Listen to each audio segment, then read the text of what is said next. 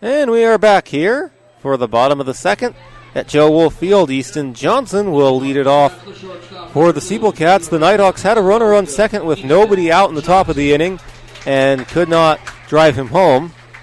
And we remain scoreless. Ryan Takic's back on the hill. And Easton Johnson chops the first pitch foul 0-1. Story of the season for the Nighthawks. Either they start off strong to lead off the inning, get a runner or two aboard, and then can't put them home, or first two batters are retired, then they try to get a little rally going and still can't get that runner home. Well, we definitely saw that in the top of the inning. The first prop thing you said. As Easton Johnson is behind 0-2 after a hard swing and a miss. Some crazy movement on that off-speed pitch. In the bottom of the first, the SteepleCats also stranded a runner on second. And Johnson lines right to third, and that is caught. At third, lined right to the third baseman, Zach Canada, who did not have to take a step to make the catch on the line drive, one away. That'll make Canada feel good. He had a couple of errors on Friday night at Winnipesaukee, uncharacteristic errors, and struggled a little bit in the field on Saturday. But first one hits you, you make a catch like that, good to go.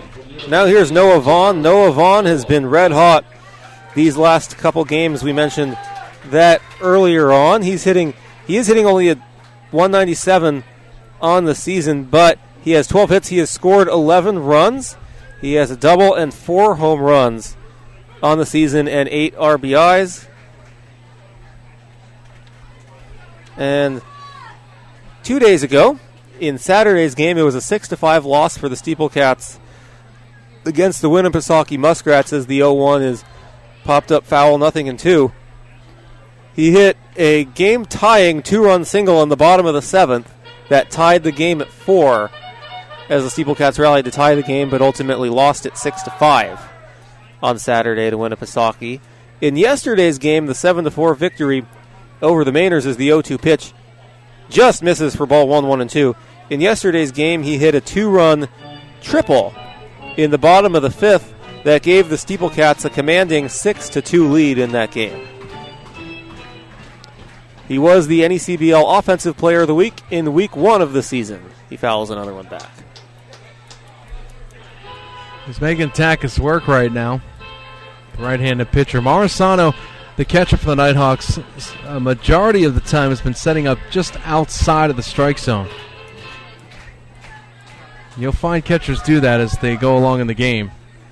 The 1-2 grounded to third, past the diving third baseman, Zach Canada, in the left.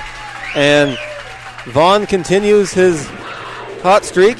He's on with one out here in the bottom of the second. John Mazza coming to bat. You'll see through the first few batters, the catcher try to get a sense of the umpire's strike zone and try to work with it or use it to their advantage, where they'll set up outside and maybe put the glove over the plate so they've got a couple of extra inches to work with to see if they can get that called strike that may or may not be on the outside corner of home plate.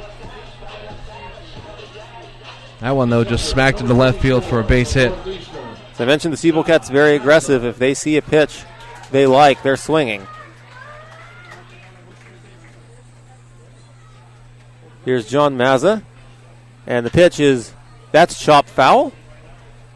0-1. Robert Ambrose alongside Dave Collins. And it's important to note, Dave is the voice of Dartmouth Athletics, I believe. Dartmouth College, up in Hanover, New Hampshire, a member of the Ivy League. A little bit of everything. Baseball, football, softball, basketball.